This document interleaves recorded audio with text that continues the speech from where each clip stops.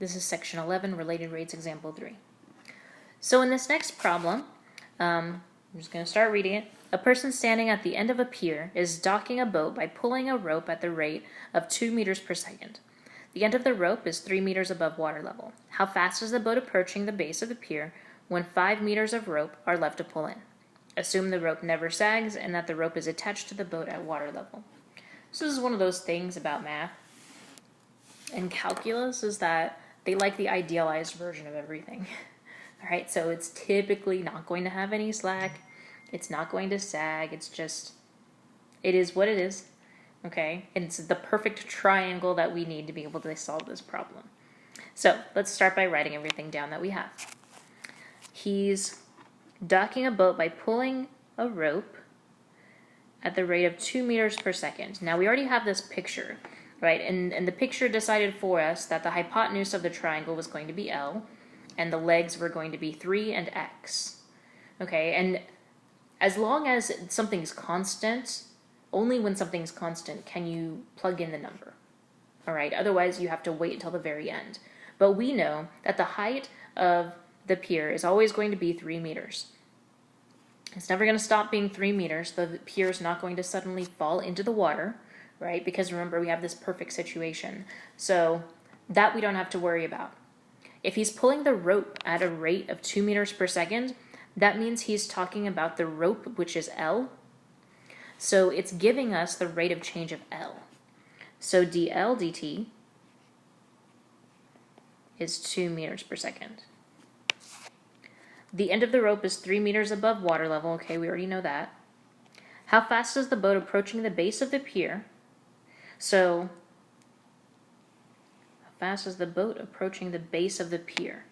Well, if we're talking about the base, we're talking about that x distance. So dx dt is what we're looking for. When 5 meters of rope are left to pull in, and that's the length of the rope, which is given by L. Okay, now in order to figure out the relationship between all of these sides of triangles, of right triangle, is by using Pythagorean theorem. All right, and the Pythagorean theorem states that the sides squared added together equal the hypotenuse squared. So 3 squared, let me use a different color. 3 squared plus x squared equals L squared. That's the relationship that we have. Now we take the derivative. The derivative of 3 squared is 0 because it's a number. The derivative of x squared is 2x dx dt. Ooh, that's what we're looking for. The derivative of L squared is 2L dL dt. We are trying to get dx dt by itself, so let's go ahead and divide, which means dx dt is just 2L over 2x. The 2's will cancel, so we get L over x times dL dt. All right. Now we have L, we have dL dt, but we don't have x. Now believe it or not, we can come up with x, because we know that the height, the y value is 3. We know what the L value is, it's 5, so we can come up with x using Pythagorean theorem.